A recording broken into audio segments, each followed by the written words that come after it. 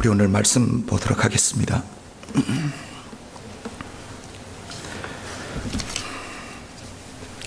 우리 오늘 말씀은 사무엘상 22장입니다.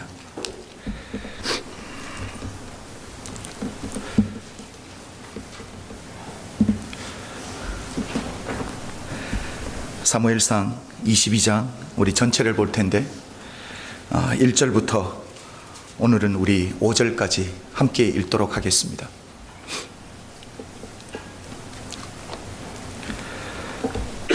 사무엘상 22장 1절부터 5절까지 우리 다 함께 읽습니다. 그러므로 다윗이 그곳을 떠나 아둘람 굴로 도망하며 그 형제와 아비의 온 집이 듣고는 그리로 내려가서 그에게 이르렀고, 환난당한 모든 자와 빚진 자와 마음이 원통한 자가 다 그에게로 모였고, 그는 그 장관이 되었는데 그와 함께한 자가 400명 가량이었더라. 다윗이 거기서 모압 미스베로 가서 모압 왕에게 이르되, 하나님이 나를 위하여 어떻게 하실 것을 내가 알기까지 나의 부모로 나와서 당신들과 함께 있게 하기를 청하나이다 하고 부모를 인도하여 모압 앞에 나아갔더니, 그들이 다윗의 요새에 있을 동안에 모압 왕과 함께 있었더라. 선지자 갓이 다윗에게 이르되, 이 요새에 있지 말고 떠나 유다 땅으로 들어가라. 다윗이 떠나 헤렛 수풀에 이르니라. 아멘. 우리가 이미 여러 번 말씀을 나눠서 알고 있지만, 다윗은 엘라 골짜기에서 골리앗을 죽임으로 말미암아 이스라엘의 민족의 영웅으로 혜성같이 나타나게 되었습니다. 이 일로 인해 사울왕으로부터 온전한 신뢰를 받게 되고요, 생각지도 않았던 이스라엘의 군대의 장으로까지 아주 큰 중책을 맡게 되었습니다. 오늘날 이런 일이 일어나게 되면 아무래도 언론이 가만히 있지 않을 거예요. 그렇죠. 낙하선 인사라니 이래서 막 때리고 난리가 났을 거예요. 다윗이 이 군대에 어느 기반이 있는다든지 군대에 있는 사람들과 인맥이 있었던 것도 아니고, 왕이 한 번에 이렇게 큰 중책을 맡기게 되었을 때에 그 자리를 기다리고 있던 사람들에게 있어서는 다윗이 얼마나 경쟁 상대가 되겠느라니까요. 그런데 다윗이 얼마나 지혜롭게 처신을 잘했는지 온 백성뿐만 아니라 사울왕의 신하들까지도 사울왕의 이 결정을 합당하게 여겼을 만큼 다윗이 사람들 앞에 참 겸손하게 처신을 잘했던 것 같습니다. 그런데 이후에 예상에 없던 문제가 벌어지게 되죠. 전쟁에 승리하고 사울왕과 다윗이 돌아올 때에 여인들이 나와서 노래했던 노랫말이 문제가 되었습니다. 사울의 죽인 자는 천천히요, 다윗은 만만이라.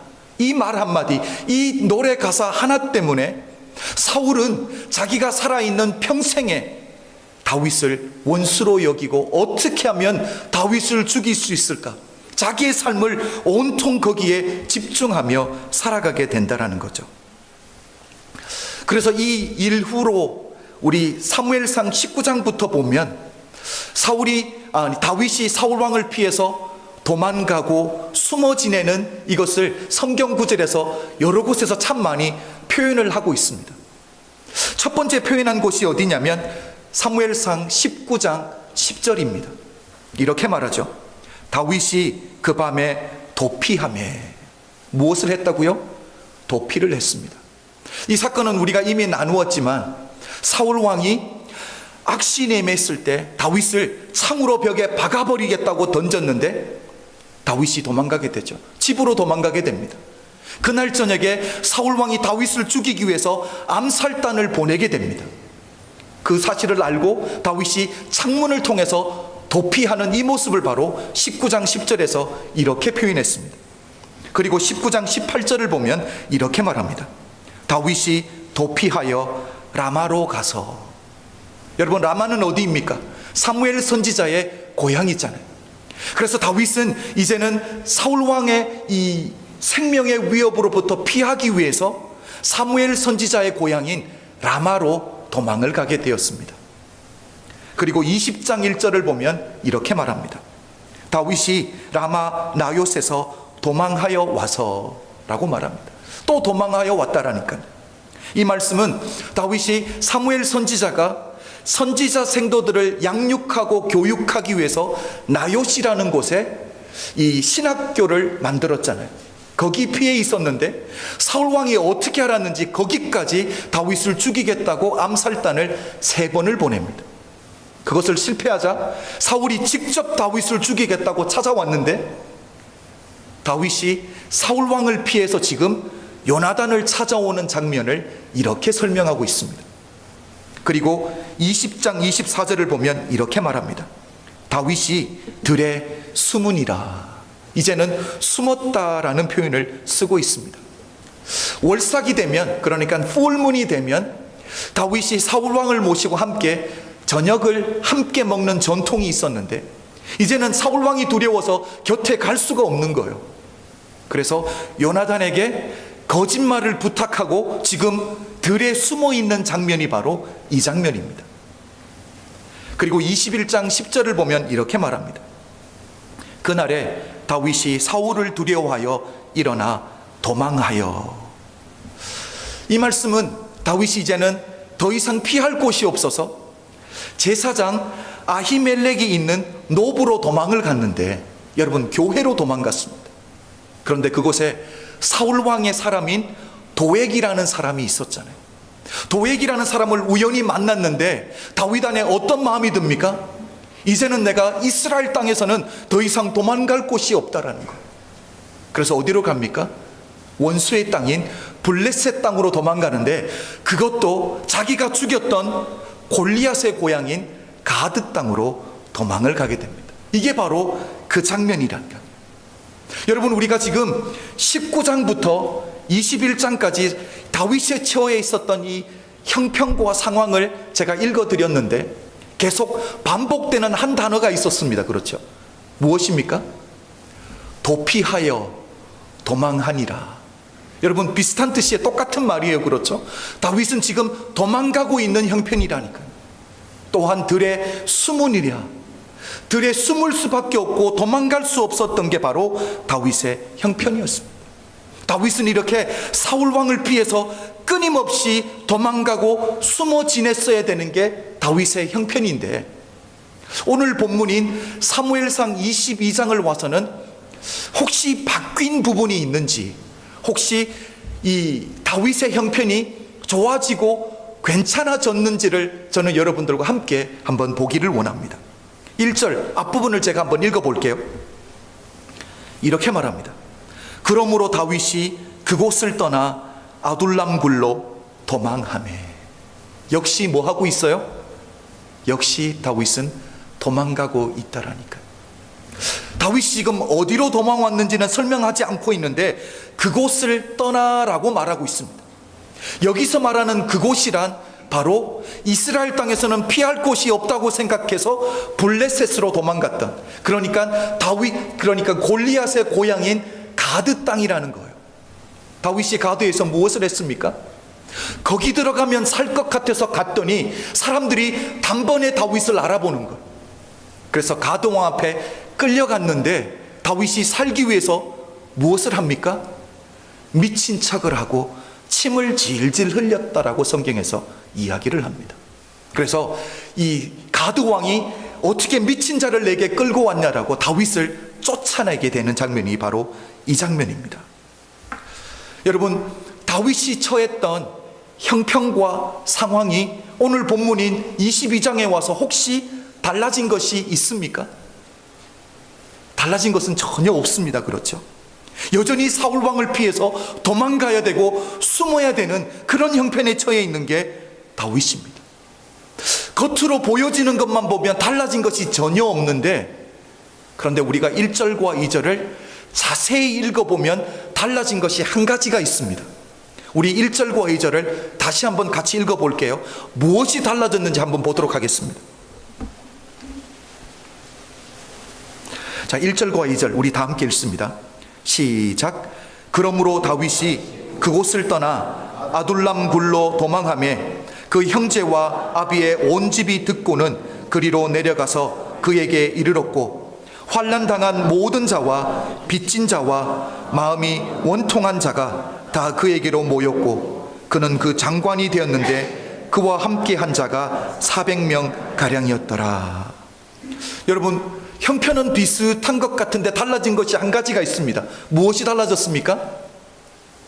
다윗에게 사람들이 몰려오기 시작했다라니까. 다윗에게 사람들이 찾아오기 시작했습니다. 먼저 1절을 보면 누가 찾아왔습니까? 다윗이 아둘람 굴에 숨었다라는 소식을 듣고 다윗의 온 가족이 다윗을 찾아와서 아둘람 굴에서 함께 생활하기 시작했습니다. 일이 지나서 얼마 되지 않아서 소식이 어떻게 전해졌는지는 모르겠습니다.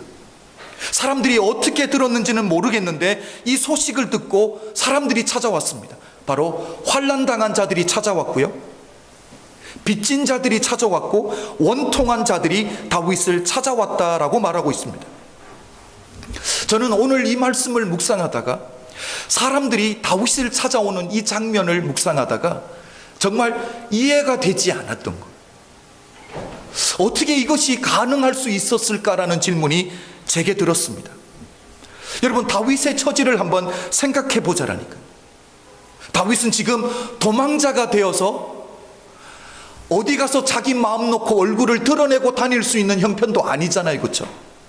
사울 왕이 어떻게 하면 다윗을 죽이려고 하는데 자기 얼굴도 마음대로 드러내놓고 다닐 수 없는 그런 형편에 있는 다윗을 사람들이 찾아왔다라니까.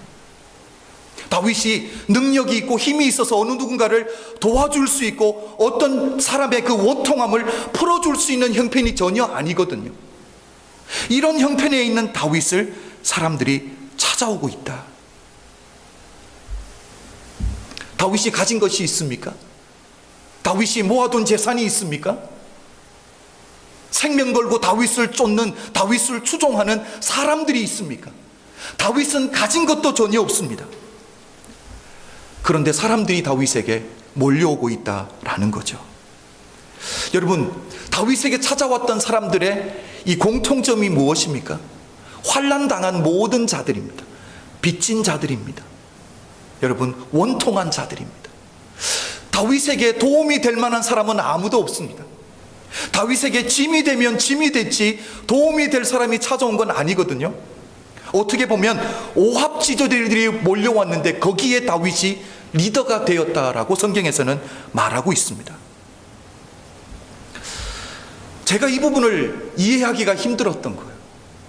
어떻게 이런 형편에 있는 다윗에게 사람들이 몰려왔을까라는 질문을 가졌는데, 그리고 이 질문에 대한 계속적인 말씀을 묵상하는데 하나님이 제게 새로운 깨달음을 하나 주셨습니다. 여러분, 다윗에게 사람들이 언제 찾아왔어야지 정상일까요? 한번 생각해 보자라는 거죠. 다윗에게 사람들이 언제 찾아와야지 정상입니까? 우리 사무엘상 18장에서 이미 보았듯이 다윗이 골리앗을 죽였던 때에 사울 왕이 다윗을 철저하게 신뢰해 주잖아요. 그래서 다윗을 이스라엘의 군대장으로 세워줬습니다. 여러분, 군대장이라는 것은 최고의 위치에서 최고의 권력을 누리고 있는 사람입니다. 이렇게 최고의 자리에서 최고의 권력을 누리고 있을 때 다윗의 도움을 얻기 위해서 원통한 자들이, 억울한 자들이 찾아왔다라면 이건 충분히 이해가 되는 거예요. 그렇죠? 그런데 오늘 다윗의 형편은 어떻습니까? 누군가를 도와줄 수 있는 형편이 아니에요. 누군가의 억울함을 듣고 원통함을 듣고 풀어줄 수 있는 그런 형편이 아니라 다윗은 지금 자기 스스로도 어떻게 보호할 수 없을 정도의 연약한 위치, 도망가는 위치, 숨어 지내야 되는 위치에 있는데 그때 사람들이 찾아왔다라니까. 여러분, 사람들이 언제 찾아와야지 정상입니까? 당연히 다윗이 어느 누군가를 도와줄 수 있고 원통함을 풀어줄 수 있는 그런 형편에 있을 때 찾아와야지 정상이잖아요. 이게 세상이 돌아가는 원리잖아요. 그렇죠? 힘 있는 자를 찾아가고 힘 있는 자에게 도움을 요청하는 것. 다윗은 이게 전부가 아니었습니다. 요나단의 베스트 프렌드였잖아요. 사울 왕의 아들, 왕자의 여러분 베스트 프렌드였습니다. 그게뿐만 아니라 왕자를 상징하는 요나단의 겉옷을 요나단이 벗어서 다윗에게 주었습니다. 그게 다가 아니잖아요. 요나단이 입고 있었던 군복, 칼, 활, 띠까지 벗어서 요나단은 다윗에게 주었습니다. 요나단은 자기 생명같이 다윗을 사랑했다라고 성경에서 말합니다.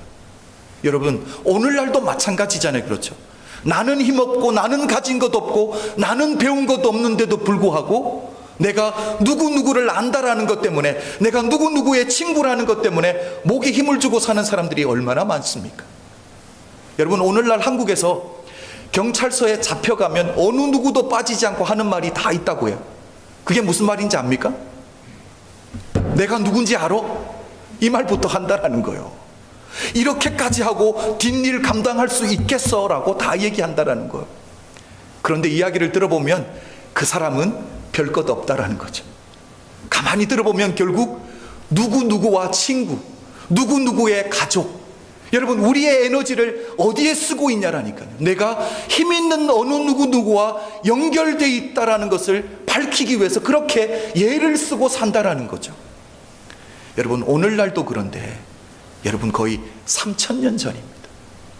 그 당시에 사울왕의 아들인 요나단이 다윗을 자기 생명처럼 귀하게 사랑했다라는 것, 그래서 자기에 있는 겉옷도 벗어주고 갑옷도 벗어주고 칼과 활과 왕자를 표하는 띠까지 벗어줬다라는 이 소식이 이스라엘 온 전역에 퍼지지 않았을까요? 여러분, 말 없는 말이 천리 가듯이 소문은 다 퍼졌을 거예요.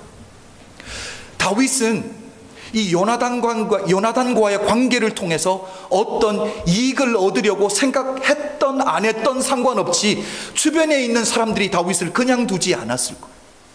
오늘날 어떤 유명한 정치가를 안다라는 이 정도와는 비교가 되지 않았을 거예요. 다윗을 안다라는 것, 다윗의 친구고 다윗의 가족이라는 것, 이건 천하를 얻은 것과 마찬가지였겠죠. 무슨 일이 안 됐겠습니까? 누가 막을 수 있겠습니까? 여러분, 처음에 드렸던 그 질문, 사람들이 다윗을 언제 찾아와야 정상이겠냐라, 이렇게 이름 한 자만 돼도 사람들이 고개 숙일 수 있는 왕자의 베스트 프렌드라는 그런 위치에 있을 때 사람들이 찾아와서 도움을 요청하는 게 맞을 것 같은데 그때는 아니었다라는 거죠. 다윗은 왕자인 요나단의 친구, 그 정도로 이 이력서가 끝나는 사람이 아니에요. 레저메가 거기서 끝나는 게 아니에요. 나중에는 어떻게 됩니까? 사울 왕의 둘째 딸인 미갈과 결혼을 합니다. 이제 다윗은 왕가의 사람이 된 거예요. 사울 왕의 사위가 된 거죠. 여러분, 다윗은 군대 장관이죠. 거기에다가 왕자의 베스트 프렌드, 이제는 공주와 결혼해서 왕의 사위가 됐습니다. 대단한 화려한 이력서를 갖추게 되었습니다. 그렇다면 이렇게 최고의 권력을 가지고 최고의 힘을 누리고 있을 때 사람들이 이렇게 다윗 밑으로 찾아와야지 정상일까요? 아니면 오늘 본문처럼 정말 자기 스스로도 어떻게 해볼 수 없어서 숨어 지내고 도망가고 있을 이때에 사람들이 찾아와야 정상이겠냐라니까요. 분명히 다윗이 힘이 있고 도움을 줄 수 있을 때도 사람들은 찾아왔을 거예요. 그런데 그들이 찾아왔던 이유는 어떻게 하면 내가 다윗에게 도움을 얻을 수 있을까? 다윗 때문이 아니라 다윗이 가지고 있는 권력 때문에, 위치 때문에, 힘 때문에 찾아왔다라는 거죠. 여러분, 우리 19장부터 계속 보고 있지만 다윗이 정말 자기 생명 어떻게 할 수 없어서 도망가고 숨어 지내는 이때에 전에 다윗에게 도움받았던 그 사람들 중에 한 명이라도 나타나서 다윗을 도와주려고 하는 사람이 있었습니까? 아무도 없었다라니까요. 그런데 오늘 본문 1절과 2절을 보면 다윗을 찾아오는 사람들이 있었습니다. 이 사람들은 다윗의 배경 때문이 아니었습니다. 다윗으로부터 뭔가를 얻을 수 있고 다윗에게 내 원통함을 이야기해서 도움을 받을 수 있기 때문에 다윗을 찾아왔던 게 아닙니다. 여러분, 이 사람들이 다윗을 찾아왔던 이유는 무엇입니까? 세상에서 상처받고 인정받지 못하고 어느 누구에게도 내 마음을 털어놓을 수 없는 사람들이 다윗에게 찾아왔다라니까요. 여러분, 다음 주에 조금 더 깊이 이야기하겠지만 다윗이 바로 오늘날의 교회의 모습이라는 거예요. 세상에서 상처받고 어디 가서 말할 수 없는 답답한 가슴을 가지고 찾아올 곳이 어디입니까? 바로 하나님의 성전인 줄로 믿습니다. 사람들이 그래서 다윗을 찾아왔던 거예요. 저는 이런 생각을 하게 되었습니다. 과연 다윗에게서 이 사람들이 무엇을 보았길래 찾아왔을까? 이제는 자기들을 도와줄 수 있는 형편도 아닌데 다윗에게서 무엇을 보았길래 다윗과 함께 있다라는 것 때문에 오히려 그들에게는 피해를 볼 수 있는 상황이잖아요. 그렇죠? 지금 그 나라의 최고의 권력자인 사울 왕이 다윗을 죽이려고 혈안이 되어 있는데 그들이 다윗과 함께 있는 이유 때문에 오히려 피해를 볼 수 있는데 그들이 자기 발로 스스로 다윗의 그늘 밑에 찾아왔다라는 거예요. 그러면서 제 안에 들었던 질문이 무엇이냐면, 과연 다윗에게 그 사이라는 것은 가드왕 앞에서 미친 척을 하고 오늘 본문에 사무엘상 22장에 아둘람 굴에 도망오는 그 사이에 다윗에게 무슨 일이 벌어졌냐라니까. 아니, 다윗에게 과연 어떤 일이 벌어졌길래 다윗을 찾아오면 내게 피해가 될 수 있는데, 내가 어려움을 당할 수 있는데 사람들이 마음의 문을 열고 다윗을 찾아오고 있냐라니까요. 저는 이 답을 시편 34편에서 찾았습니다. 여러분, 타임 테이블만을 놓고 보면 우리 지난주에 보았던 사무엘상 21장과 사무엘상 오늘 본문인 22장 그 사이에는 시편 34편이 있습니다. 우리 시편 34편 한번 펴볼까요?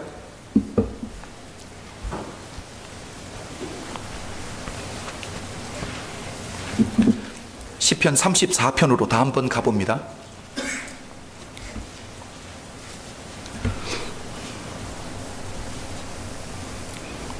시편 34편 1절이 시작하기 바로 위에를 보면 파란 글로 이렇게 적혀 있을 거예요.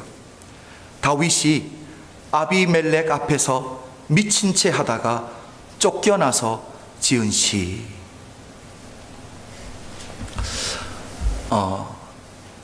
미친 척하고, 그리고 오늘 본문은 아둘람 굴에 도망왔는데 그 사이에 지은 시라고 여러분 이해하시면 될 거예요. 그러니까 사무엘상 21장과 22장 사이에 타임테이블만을 놓고 보면 이 시편 34편이 정확하게 맞아떨어지는 거죠. 여러분, 다윗이 어떻게 하면 살아남아 보겠다라고 인간적인 생각, 인간적인 지혜, 인간적인 임기응변으로 가드왕 앞에서 미친 척을 해서라도 살아남아서 쫓겨났습니다. 여러분, 다윗이 지금 가드왕 앞에서 미친 척을 하고 쫓겨났을 때에 다윗의 마음을 한번 생각해 보잖아요. 여러분, 다윗의 마음이 어땠을 것 같습니까? 다윗의 이 감정 상태가 어땠을까요? 여러분, 제가 이 다윗의 마음을 묵상하는데 이런 마음이 들더라니까요. 다른 건 다 몰라도 다윗이 정말 하나님 앞에 너무 부끄럽고 죄송했겠구나라는 생각이 드는 거예요. 여러분, 지금 다윗이 어느 형편까지 와 있습니까? 자기 살아보겠다라고 친구인 요나단에게 거짓말까지 부탁했잖아요. 그리고 이제는 제사장을 찾아가서 하나님의 임재가 있는 성전에서 거짓말도 했습니다. 자기 한번 살아나 보겠다라고 이제는 가드왕 앞에서 미친 척을 해서라도 살아나기는 살아났는데 그 모습을 스스로 돌아보면서 하나님 앞에 얼마나 부끄럽고 죄송했겠냐라니까. 우리가 이 세상을 살면서 하나님 앞에서 부끄럽고 실수하고 넘어질 때 느끼는 그 하나님 앞에서 부끄러움 똑같은 걸 거예요. 하나님 앞에서 얼마나 부끄러웠겠습니까? 얼마나 죄송했겠습니까? 다윗은 스스로 내가 어쩌다가 여기까지 왔을까라는 생각이 들었을 거예요. 저는 오늘 본문 말씀을 묵상하다가 다윗이 정말 귀하다라는 생각을 하게 된 게 무엇이냐면, 다윗은 이런 형편에서 하나님을 원망하지 않았습니다. 그렇잖아요. 다윗이 한 것은 무엇입니까? 하나님 온 마음으로 사랑한 것밖에 없습니다. 하나님 온 마음으로 섬기고 싶은 것밖에 없었습니다. 하나님이 살아계시다면 내게 이런 일이 있을 수 있나? 하나님, 내게는 이러면 아니 되는 것 아닙니까? 라고 원망할 수 있는 상황인데, 그런 형편인 것 같은데 다윗은 원망하지 않습니다. 이런 형편에서 다윗이 무엇을 합니까? 하나님의 임재 가운데 찾아가서 엎드렸다라는 사실입니다. 하나님의 임재 가운데 가서 하나님의 얼굴을 구했다라는 거예요. 여러분, 우리 시편 34편 1절 제가 읽을 테니까 여러분 한번 눈으로 따라와 주십시오. 다윗이 이렇게 말합니다. 내가 여호와를 항상 송축하며 그를 송축함이 내 입에 계속하리로다. 아멘. 여러분, 지금 다윗의 형편을 생각해 보자라니까. 어떻게 하면 살아남아 볼까? 친구에게 거짓말도 시켰습니다. 제사장에게 가서 거짓말도 했습니다. 임기응변으로 미친 척까지 해봤습니다. 이러고 하나님 앞에 엎드렸는데, 이런 영적인 상태로 하나님 앞에 기도하겠다고 엎드렸는데, 여러분, 기도가 잘 나왔을까요? 우리 경험해봐서 다 알잖아요, 그렇죠? 세상에서 범죄하고 실패하고 하나님 앞에 엎드리면, 여러분, 여기는 너무 답답한데 기도가 안 나오는 것 여러분 아시잖아요, 그렇죠? 다윗도 기도가 안 나왔을 거예요. 그런데 다윗이 결정한 건 무엇입니까? 내가 하나님의 얼굴을 구하는데도 하나님이 나를 반겨주시는 것 같지 않은데, 하나님이 내 기도를 응답해 주시지 않는 것 같은데, 하나님, 나는 신앙의 끈은 놓칠 수 없습니다. 이렇게 주님을 붙드는 줄로 믿습니다. 신앙의 끈을 놓지 않고, 하나님, 나는 하나님의 이름만 송축하겠다라고 결단하고 나아가고 있는 것. 여러분, 다윗이 신앙의 끈을 놓치지 않고 하나님의 일을 송축하겠다라고 결단하고 나아갈 때 무슨 일이 벌어지는지 아세요? 우리 4절을 다 함께 봅니다. 내가 여호와께 구하매 내게 응답하시고 내 모든 두려움에서 나를 건지셨도다. 아멘. 여러분, 다윗이 신앙의 바닥을 쳤을 때, 하나님 앞에서 너무 부끄럽고 죄송해서 고개조차 들 수 없는 그 형편에서, 그럼에도 불구하고 나는 신앙의 끈을 놓칠 수 없기 때문에, 하나님을 놓칠 수 없기 때문에 하나님 앞에 가슴을 파고 들었을 때 결국 하나님이 내 기도 들으시고 응답하시는 것을 경험하게 된 줄로 믿습니다. 여러분, 다윗의 형편을 보면 달라진 것은 하나도 없습니다. 여전히 도망다니는 처지입니다. 이제는 피할 곳조차 없어서 아둘람 굴에 숨어있는 형편인데, 그런데 하나님과의 막혀있던 관계가 뚫어지고 나니까, 하나님과의 관계가 회복되고 나니까 자기에게 있는 두려움이 사라져버렸다라고 고백할 수 있는 거죠. 여러분, 이런 믿음의 사람이 되어야 될 줄로 믿습니다. 여러분, 다윗은 하나님과 막혀있는 이 관계를 뚫어버렸다라는 거예요. 하나님과의 관계를 회복하고 나니까, 여러분, 이게 바로 오늘 설교의 제목 아닙니까? 무엇입니까? 신통이 결국 인통으로. 무슨 뜻입니까? 하나님과 통하고 나면 다윗의 문제였던 사람들과의 관계도 통하게 되더라니까. 얼마 전에 교회 집사님과 만나서 이런저런 이야기를 나누는데 제게 이런 말을 하더라고요. 목사님, 다른 거 다 염려하지 말고 하나님과 목사님과의 그 관계만 정확하게 하라는 거예요. 그러면 나머지는 자연스럽게 해결될 거라고, 이런 말씀을 해주시는데, 이게 바로 이거더라니까요. 신통으로 인통까지 나아가는 거예요. 사랑하는 성도 여러분, 우리 인생에서 우리가 경험하는 우리의 문제와 우리의 형편은 모양은 다 다를 수 있습니다. 그런데 이 원리는 다 적용될 수 있습니다. 하나님과 나만 통하면 내게 있는 문제의 모양, 내게 있는 형편은 어떠할지 몰라도 그것들이 그것들이 다 뚫어지고 열려지고 풀어지게 되는 줄로 믿습니다. 34장 8절 봅니다.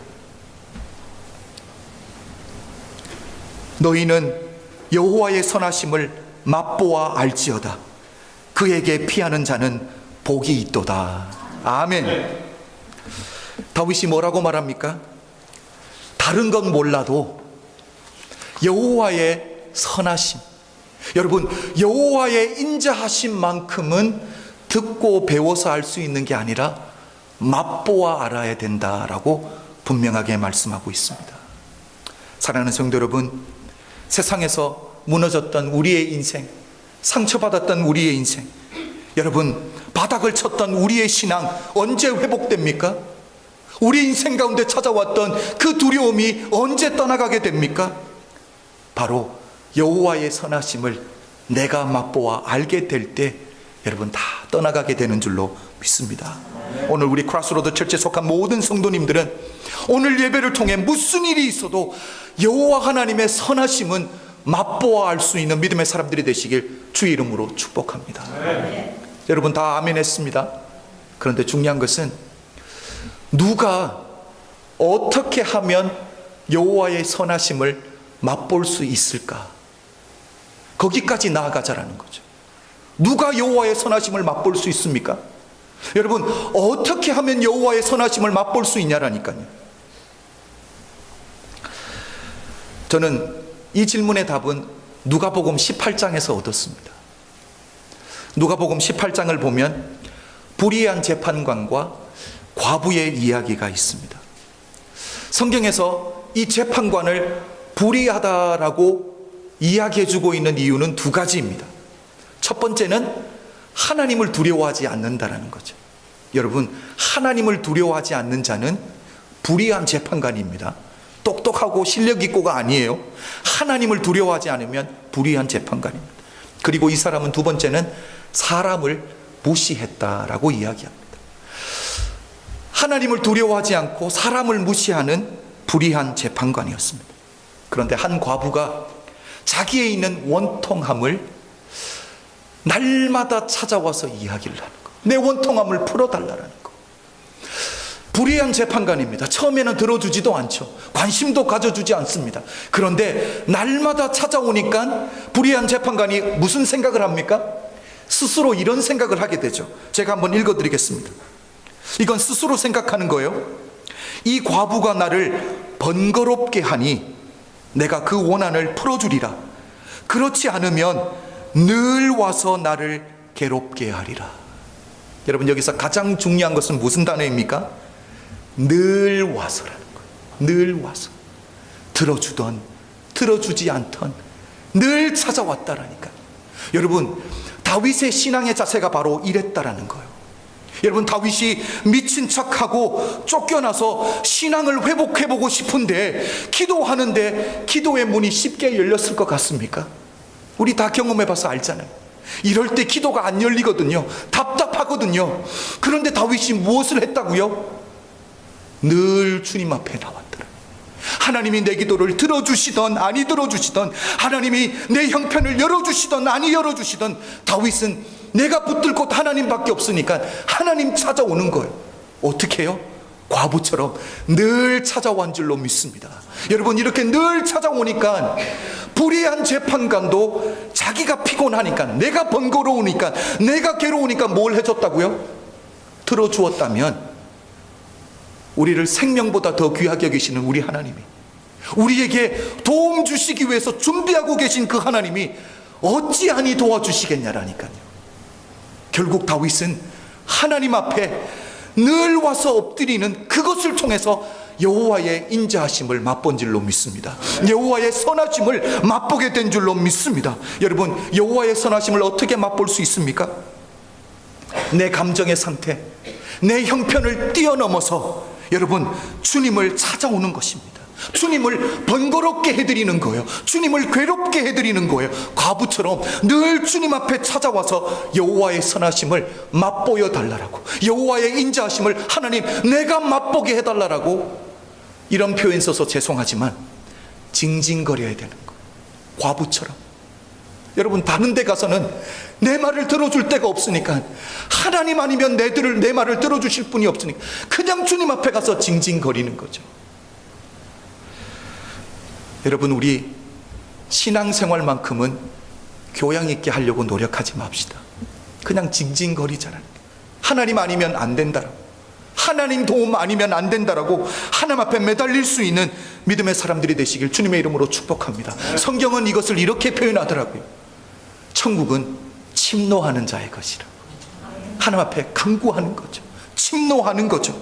여러분, 포기하지 않고 끊임없이 주님을 찾고 찾으면, 간구하면 우리 하나님의 선하심, 우리 여호와 하나님의 인자하심을 맛보게 될 줄로 믿습니다. 우리 크로스로드 교회에 나오시는 모든 성도님들은 들어서 배워서 우리 하나님 선하신 분이야가 아니라 우리가 직접 맛보아서 하는 여호와의 선하심을 맛볼 수 있는 하나님의 사람들이 되시길 주님의 이름으로 축복합니다. 그래서 저는 마지막으로 여러분들과 함께 찬양으로 우리의 신앙을 고백하고 싶은데, 우리가 찬양했던 전능하신 주 나의 하나님입니다. 여러분, 우리 다 함께 일어나서 신앙을 고백하겠습니다. 우리 하나님 능치 못하심이 없다라고 말씀하고 있습니다. 우리의 간구, 우리의 소원, 우리의 모든 꿈과 우리의 모든 소망이 무엇입니까? 하나님, 내가 하나님을 만나고 싶습니다. 여호와의 선하심을 맛보고 싶습니다라고 주님 앞에 고백하며 나아가겠습니다. 전능하신 나의 주 하나님은 능치 못하실 일 전혀 없네. 아멘. 우리의 모든 간구도, 우리의 모든 생각도, 우리의 모든 꿈과 모든 소망도 신실하신 나의 주 하나님은 우리의 모든 괴로움 바꿀 수 있네. 불가능한 일 행하시고 죽은 자를 일으키시니 그를 이길 자 아무도 없네.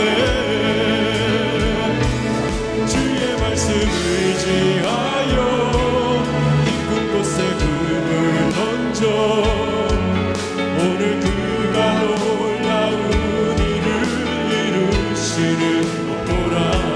주의 말씀 의지하여 믿음으로 금을 던져 믿는 자에게 능치 못함없네. 주의 말씀 의지하여 깊은 곳에 금을 던져 오늘 그가 놀라운 일을 이루시는 거라. 주의 말씀 의지하여 믿음으로 금을 던져 믿는 자에게 능치 못함없네. 우리 이 시간 함께 기도하며 나아가겠습니다. 정말 주의 말씀 의지해서 깊은 곳에 금을 던졌을 때 하나님 우리에게 놀라운 일을 베푸셨다고 하셨습니다. 하나님이 오늘 우리의 생각을 하시고 우리의 꿈을 하시고 우리의 소원을 하십니다. 하나님, 내 소원은, 내 꿈은 여호와의 선하심을 맛보아 아는 것입니다라고 분명하게 말씀드리십시오. 하나님, 그래서 내게 오늘 이 시간 하나님의 선하심을, 우리 하나님의 인자하심을 맛보아 알 수 있도록 주님 은혜 베풀어 주시옵소서. 우리 다 함께 기도하며 나아가겠습니다. 아버지 하나님, 감사합니다. 내 사람들과 함께 기도하며 나아갑니다. 아버지, 우리 안에 여호와의 인자하심을 우리가 맛보아 알게 하여 주시옵소서. 아버지, 우리가 들어서 배워서 아버지, 우리 삶 가운데 하나님 내가 우리를 도와주시고 하나님 내가 우리 그 하나님 맛보아 알게 하여 주시옵소서. 아버지, 우리가 그 소리를 믿음의 사랑을 만나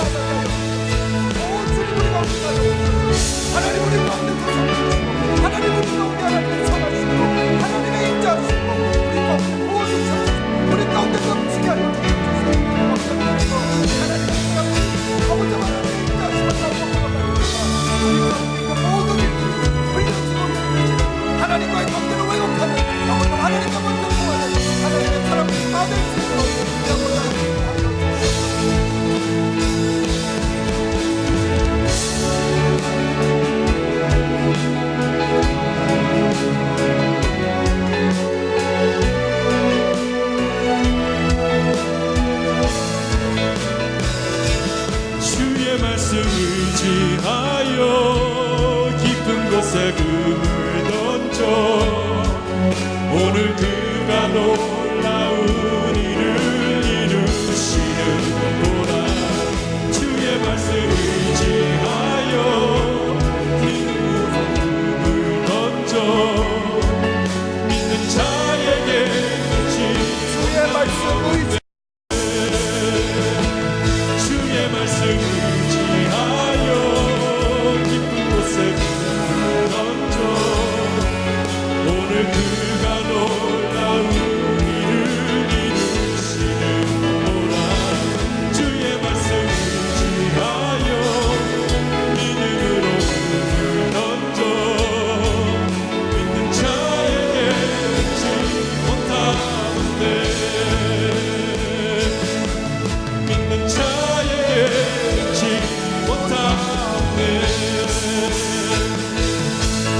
믿는 자에게 잊지 못하네.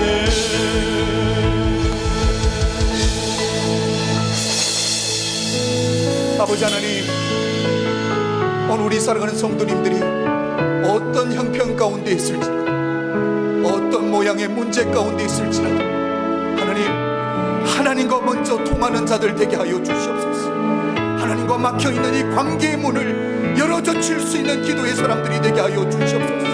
하나님, 우리가 늘 주님 앞에 나와서 하나님의 얼굴을 간구하는 자들 되게 하여 주시옵소서. 하나님과의 관계가 회복되고 나면 나머지 것들은 자연스럽게 풀려지고 열려지는 은혜가 우리 가운데 임할 줄로 믿습니다. 그런 은혜 경험하게 하여 주시옵소서. 우리의 인생을 풀어가시는 성령 하나님 경험할 수 있도록 우리 아버지 하나님 은혜 베풀어 주시옵소서. 아버지 하나님, 오늘도 우리 사랑하는 성도님들이 주님 앞에 빈손으로 나오지 아니하고 주님 앞에 귀한 예물 드렸습니다. 마리아가 옥합을 깨뜨리시듯이 아버지 하나님, 우리도 우리의 가장 귀한 것을 깨뜨린 줄로 믿습니다. 이것은 우리의 일부분이 아니라 이것이 우리의 신앙이고 이것이 우리의 전부인 줄로 믿습니다. 하나님, 우리 사랑하는 성도님들을 받아주시옵소서. 이들의 삶을 복되게 하여 주시옵소서. 아버지 하나님, 그래서 하나님의 사람들이 이 땅 가운데 사는 동안에 하나님의 하나님 되심, 하나님의 능력 되심, 우리 하나님의 채워주심, 넉넉하게 하심을 경험할 수 있도록 축복하여 주시옵소서. 고요있지 않게 하여 주시옵소서. 흘려보내는 자 되게 하여 주시옵소서. 축복의 통로가 되게 하여 주시옵소서. 퍼주고 퍼주어도 마르지 않는 생명의 샘이 될 수 있도록, 생명의 저수지가 될 수 있도록 축복하여 주시옵소서. 지금은 우리 주 예수 그리스도의 은혜와 독생자를 아낌없이 허락하신 하나님 아버지의 극진하신 사랑과 성령님의 감화감동 역사하심이 오늘 이곳에 모인 모든 성도님들 머리머리 위에 지금부터 영원토록 함께 계실지어다. 아멘.